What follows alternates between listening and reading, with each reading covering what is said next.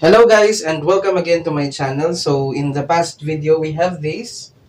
So that is step 3, posting the journal entries to the ledger. Now we're going to go to the step 4 and step 5. So I'm going to merge the step 4 and step 5. It is because for one, the step 4 is actually a part of step 5. So it might be better if ever we're going to merge them. And also the second reason is that the step 4 is very easy. Okay? So, if you have already seen the past videos in this series, then welcome. We are on step 4.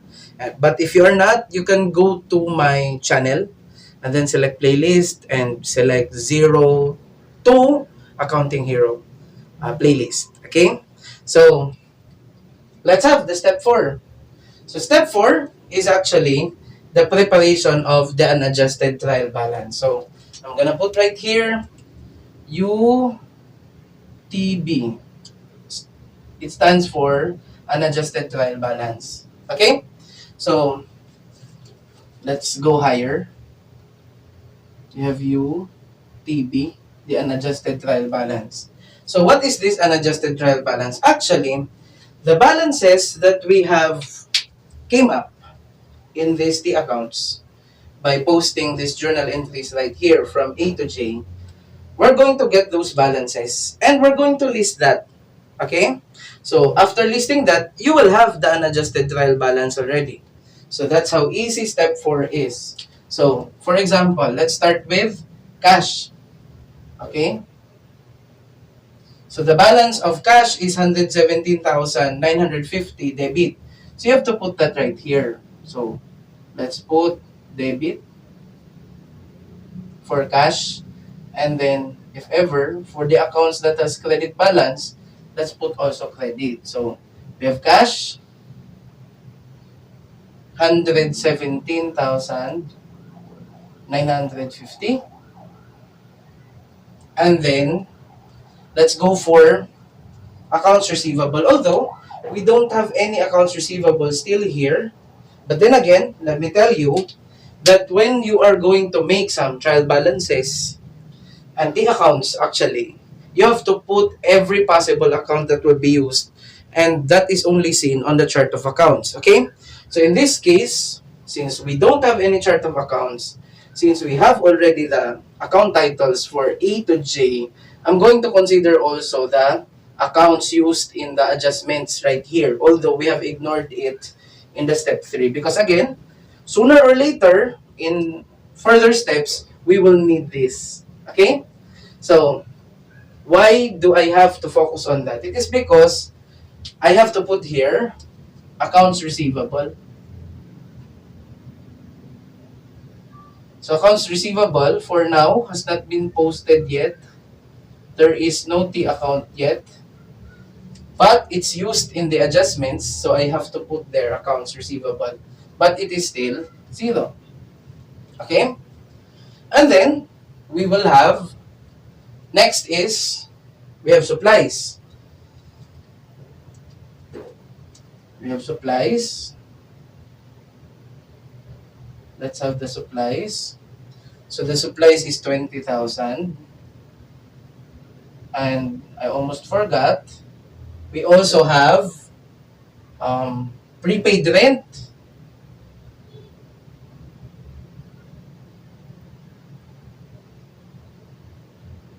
Prepaid rent is 15,000.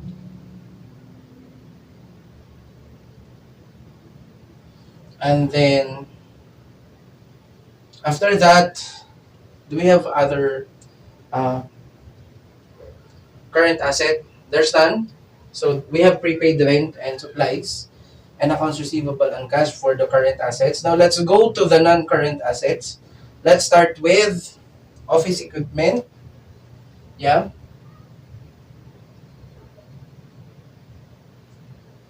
However, I have to put here also the accumulated depreciation of this office equipment, even though we did not use that yet in the step 3. So accumulated depreciation office equipment. So normally, the normal balance of this one as a contra asset is credit. And if you're going to get the book value of the office equipment, you have to deduct it from the office equipment account as a contra asset. And then we don't have any asset already. Everything has been accounted for, right? Now let's go to the liabilities. So we have here accounts payable as a liability.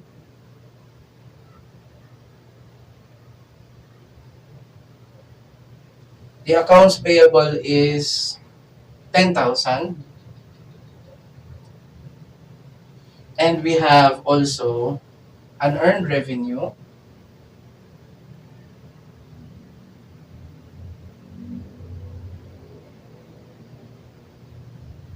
Unearned revenue is 80,000. So there are only two liability accounts. But I have to put also the liability account here in the adjustments.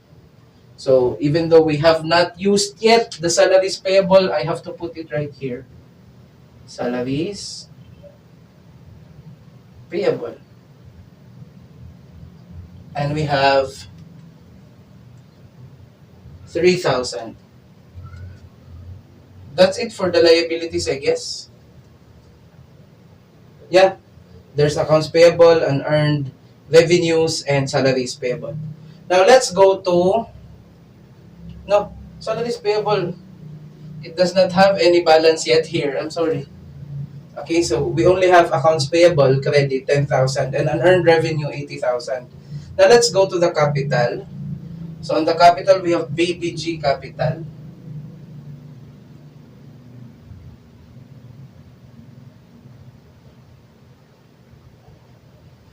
BBG capital has a credit balance of 100,000. And we have also BBG withdrawals.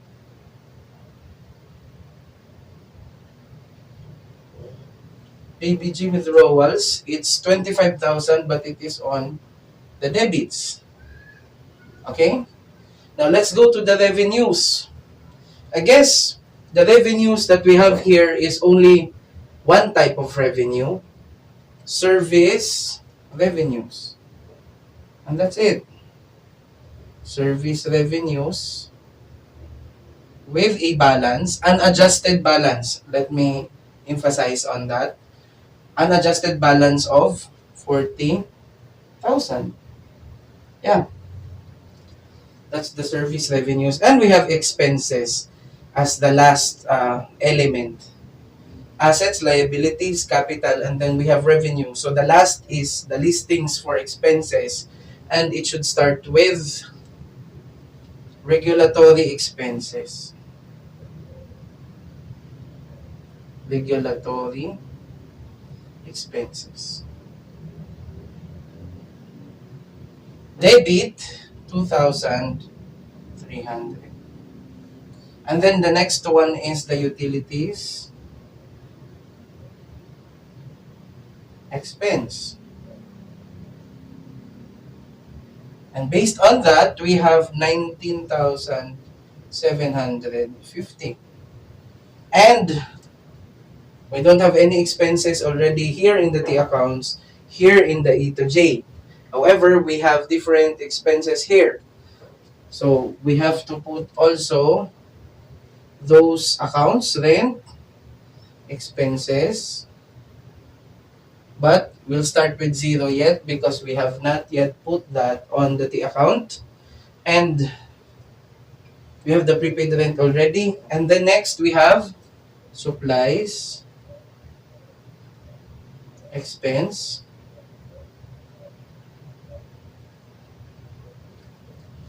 So zero still because it has not yet been used.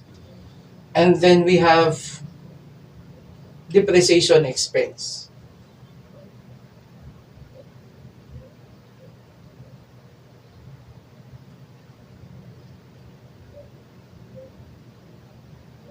Okay, so zero still. So that's the unadjusted trial balance. But since we don't have the balances yet, let's compute first the balances of the debits and the credits before we go to step 5. So we have 117,950 plus 20,000 plus 15,000 plus 30,000 plus 25,000 plus 2,300 plus 19,750, and you get 230,000. The same as this one here, the 230,000. So on my ledger or T accounts, I usually separate the debits from the credits and then total it first so that I'm sure that the balances of the debits and the credits are correct before I move here on the step 4, unadjusted trial balance. It is because if ever that is not yet balanced, it will not be balanced here also. So there will be mistakes and erasures. If ever, as a student, I am going to draft my answers using ball pen. Okay, so to avoid that, I usually take the totals of the debits and the credits first before going through the unadjusted trial balance. So that is just my own technique. It's up to you if you're going to follow it. So we have 10,000 plus 80,000 plus 100,000 plus 40,000, and you're gonna get 230,000. And that's it for step 4. Now let's go to step 5 in a bit. Okay? Now, it's time for step 5. So step 5 is actually, what do you call this? The continuation of the step 4, of course. However, the nice thing about step 3 and step 4, step 4 and step 5 is that the step 4 is already part of the step 5. So what is this step 5? The step 5 is actually completion of the worksheet. So there are 10 columns, 4 numbers in a worksheet. And the unadjusted trial balance is actually the first 2 columns already. This amounts right here. The debits and the credits of the unadjusted trial balance are the first 2 columns of the worksheet. Okay? So let's complete the third and the fourth. So the third and the fourth are actually debits and credits still, but these are already for adjustments. Now this time, we have to use already these adjusting journal entries here. Okay? We have to post that in order to complete the worksheet. Okay? So, again, let me review again.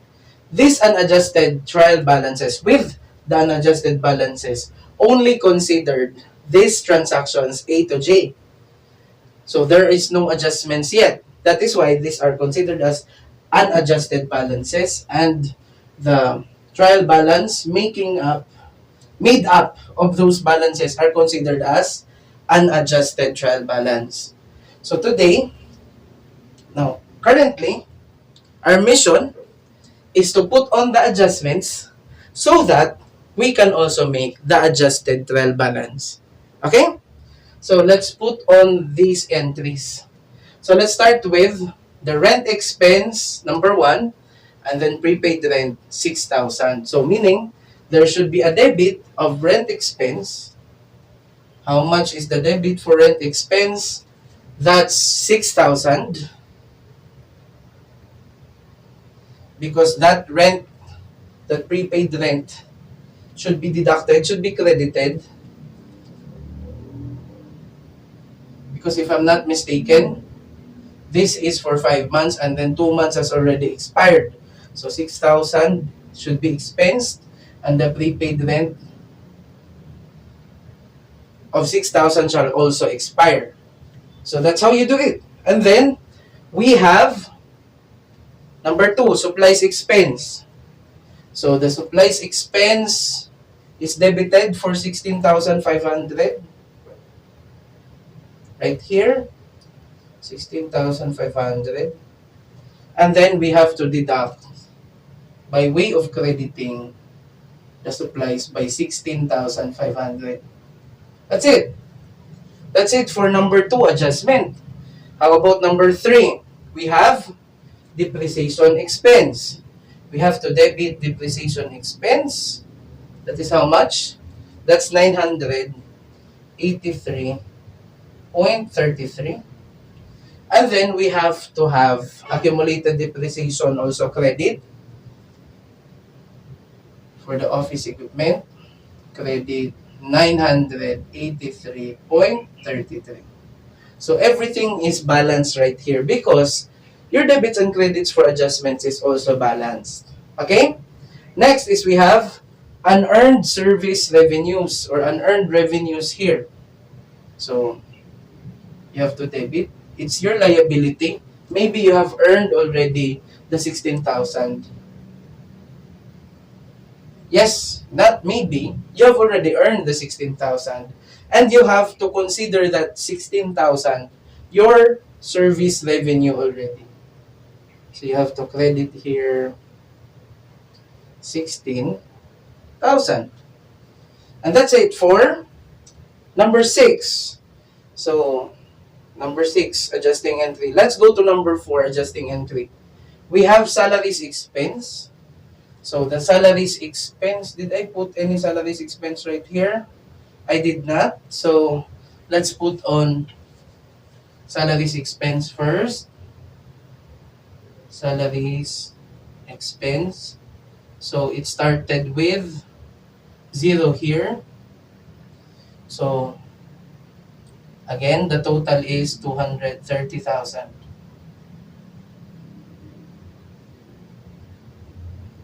Okay. Now let's put on the salaries expense. The salaries expense is 3,000. And then we have the salaries payable of credit 3,000. And that's it for number 4. Let's go to number 5. We have accounts receivable, 5,000 debit.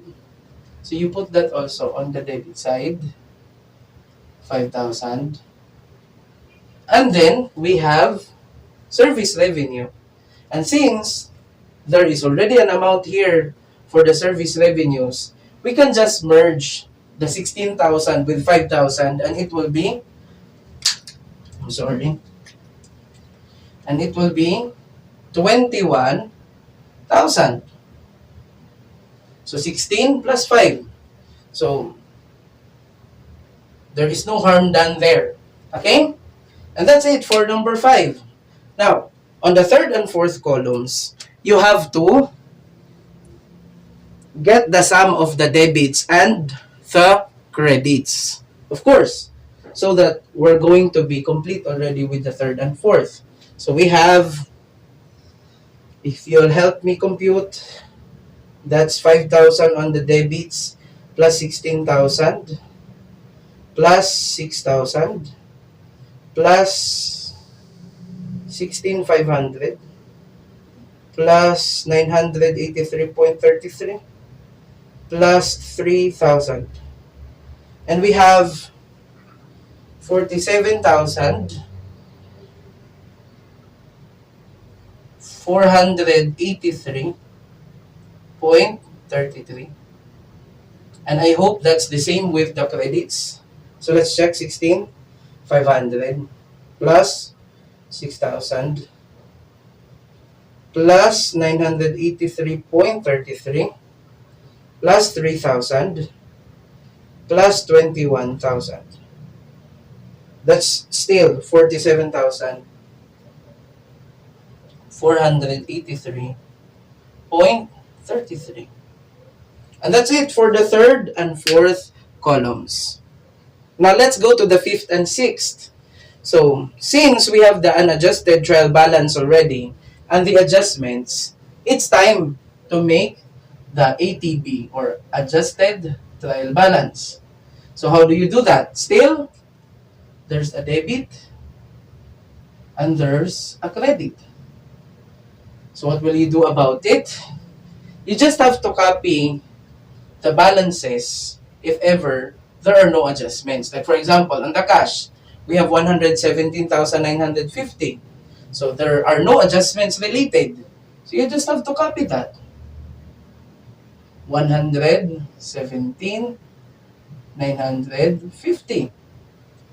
And then the accounts receivable, it started from zero, but since there is an adjustment of 5,000, you just have to copy that 5,000 right here. Okay? Next, we have the supplies. So, in this case, there is an adjustment. It started with 20,000, and then there is a credit in the adjustment of 16,500. So, what will happen? So, since they have opposite columns, this one is under debit and this one is under credit, you have to get their difference. So, 20,000 minus 16,500, and you're gonna get 3,500. But since the debits is greater than the credits, then that 3,500 will belong to the debits. That's it. Okay? And then the same is true with the prepaid rent. We have debit 15,000, but we have a credit adjustment. So that is 9,000 debit. Because again, the debit is higher than the credits. And we have office equipment. So the office equipment that you have will just be copied because there are no adjustments related. And then the accumulated depreciation office equipment shall be here on the credit, 983.33.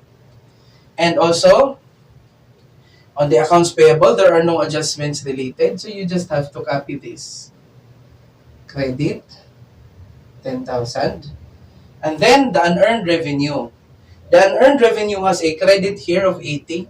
So the opposite, 16,000, it's on the debit. So you have again to get the difference, 80,000 minus 16,000, and you're gonna get 64,000. But since the credits are greater, the 64,000 will be under credit also. So that's how you prepare the adjusted trial balance. And let's move forward. We have salaries payable. There's no balance at the unadjusted trial balance, but there is a credit here in the adjustment. So you just move it to credit. And then we have baby G capital. So baby G capital, there are no adjustments related, so just copy that also. And we have baby G withdrawals. So baby G withdrawals has no adjustment related, so you just have to copy that also. But this time, you have to put it on the debits. Okay. And we have service revenues. And in these service revenues, we have a credit of 40,000, and in the adjustment, that there is also 21,000, but under also on credit. So credit and credit, you just have to add them because they are not opposing each other. So if ever, in the unadjusted trial balance, there is a credit like this one, and then on the adjustment, there is a credit also. Since they have the same normal balance here, you have to add them. Okay? So we have 61,000. Okay? And we have regulatory expenses. So there are no adjustments related to it. So you just have to copy it in the debit. And we have utilities expense also. You just have to copy. And all the rest here. The rent, the supplies, the depreciation expense, and the salaries expense do not have any balances on the unadjusted trial balance. So there are only adjustments. So you just have to copy them. We have 6,000. You have 16,500. You have 983.33. You have 3,000. And that's it. You just have to get the balances of this. And let's hope that it is really balanced. Okay? So, we have 117,950 plus 5,000 plus 3,500 plus 9,000 plus 30,000 plus 25,000 plus 23 plus 19,750 plus 6,000 plus 16,500 plus 983.33 plus 3,000. And we have 238,983.33.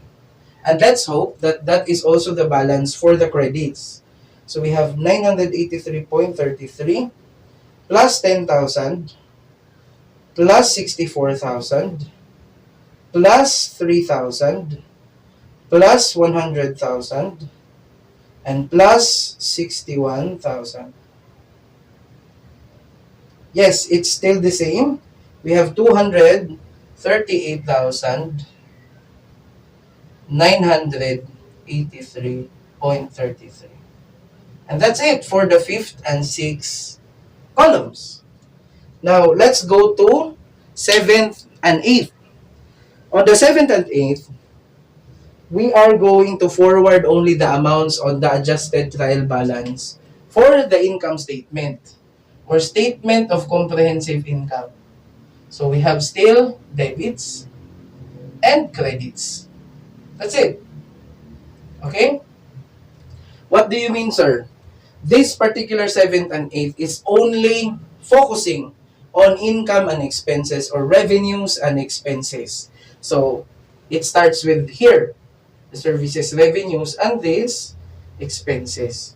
Because our goal in the 7th and 8th is to compute for the net income or net loss of the company. Okay? So we have to compare the revenues and the expenses already. So meaning, those things that I have made an asterisk, those are the things that will be forwarded on the 7th and 8th. Whereas the others will be forwarded in the 9th and the 10th. Okay? So let's have the 7th and 8th. So we have credit, service revenue, 64,000. So that's income. That's what do we call as gross revenues because you have not yet deducted any expenses in that amount. And we have the expenses 2, 3,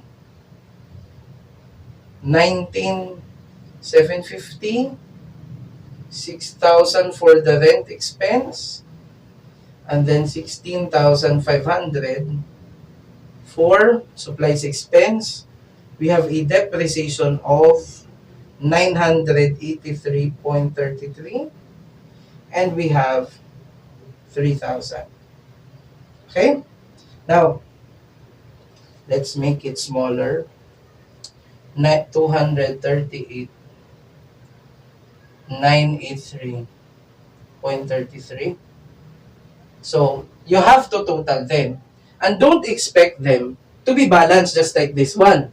It is because, again, it's impossible that your revenues or income is the same with your expenses.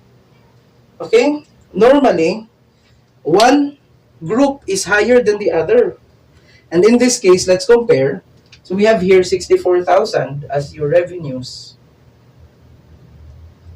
And here on the expenses, we have 2,3 plus 19,750 plus 6,000 plus 16,500 plus 983.33 plus 3,000. So you have a debits of 48,533.33. So that means the managers will be a little bit happy. It is because the revenues are higher than the expenses. Okay? So, how much is the net income? So, since the credits are greater than the debits, we have to add here in the debits so that they will be balanced. And that is the difference between them. So, for the 8,533.33, you deduct that from 64. So, we have 15,466.67.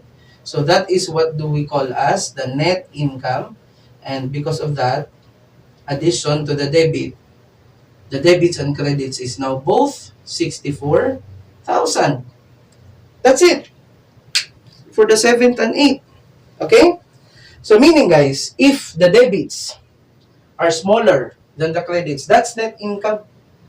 Okay? And if the adjusting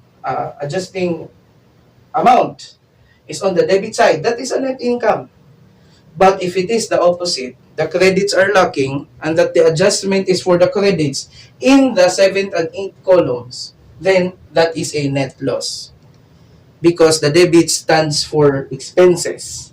And if it is greater, then that is a net loss. Okay? Now let's go to the last two columns. So the last two columns are again those that were not forwarded to 7th and 8th. So meaning, this is for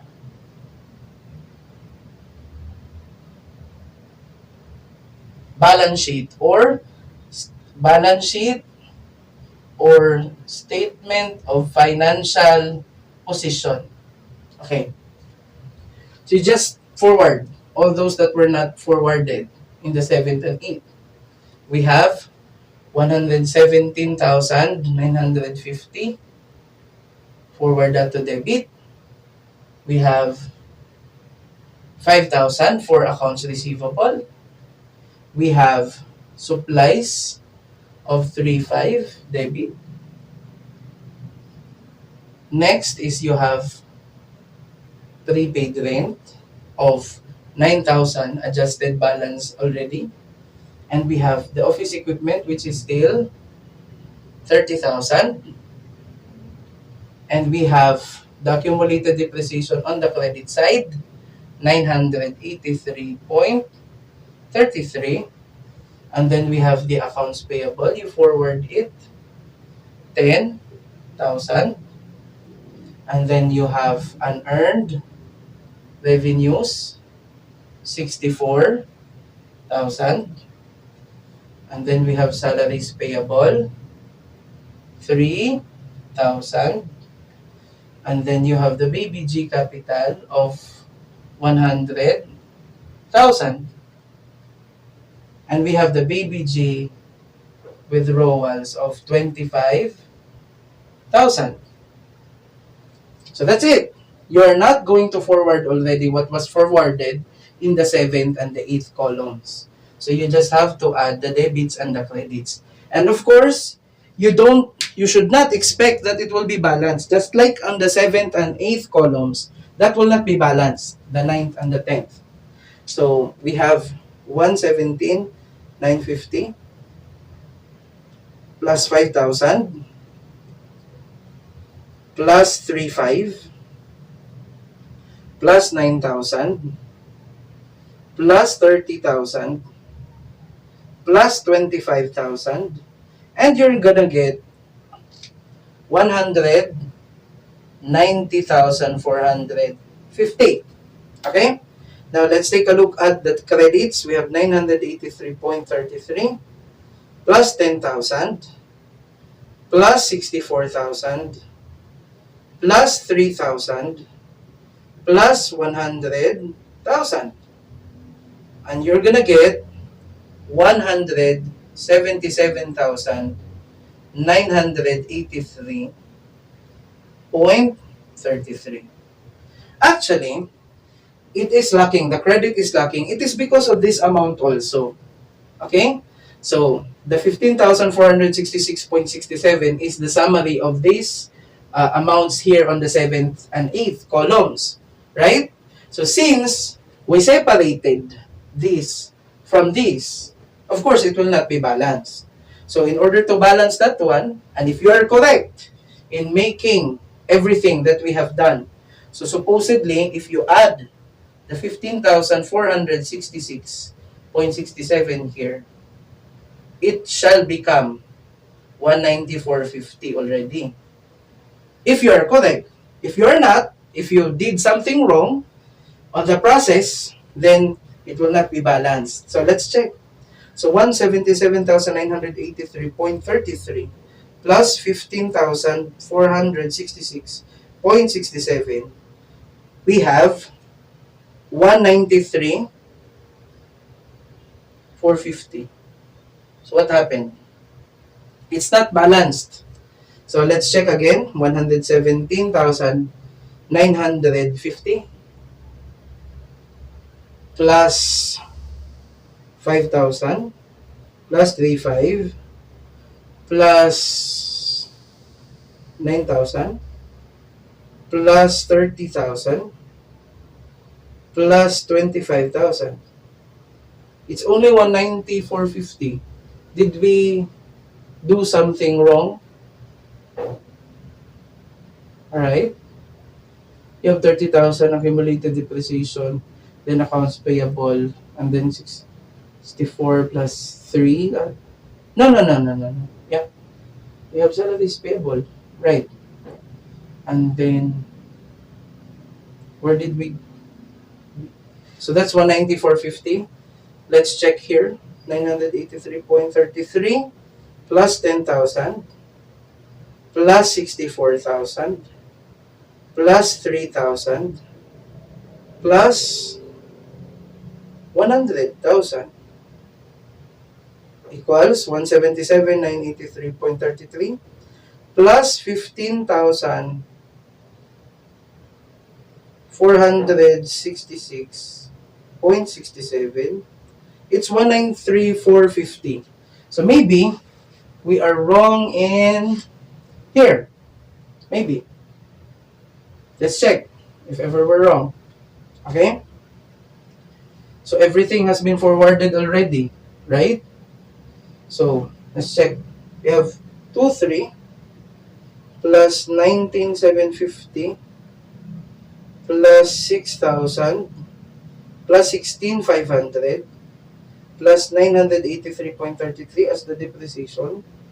And we have the last one, the 3,000. 48,533. So 64,000 minus 48,533.33 is 15,466.67. That's 64,000. We're also correct here. Let's check. Where did we?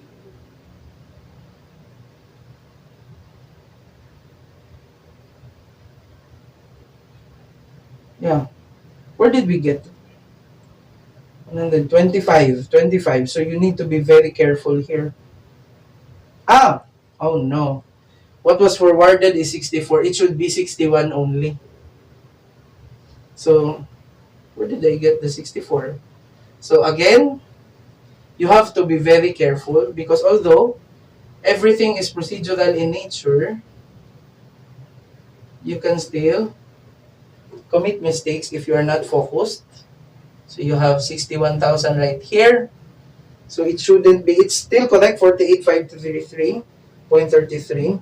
So this 15,466.67, we should erase this one because 61,000 minus 48,533.33 because it should be 12,466.67. And we will have 61,000 right here and 61,000 right here. Now let's change this also to 12,466.67. And let's see. 177,983.33 plus 12,466.67, and we are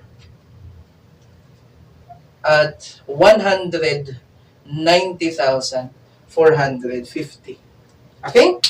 So that's the worksheet. So that's the completion of worksheet, and that is step 5. Now, as you can see, again, the most difficult on the accounting cycle steps are the identification of transactions and journalizing of transactions and the adjustments. Okay? Because it needs analysis. On the next steps, you just do some procedures. You should be present-minded because if ever what we have experienced earlier will happen. Okay?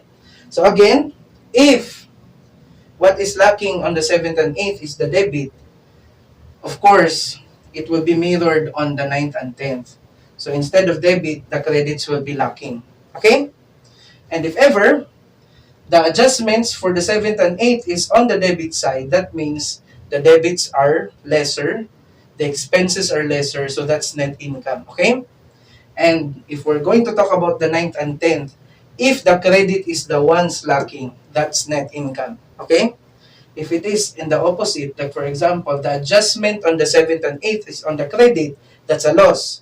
If the adjustment on the 9th and 10th is on the debit, that's a loss. Okay? So, what's lacking in this worksheet is just the heading, the company, and then the date, and then the worksheet. The, no. The company name, the worksheet, and the date. And if you have that, then you completed already the worksheet. Okay? So that's it for this video. See you on step 6, which is the preparation of financial statements already.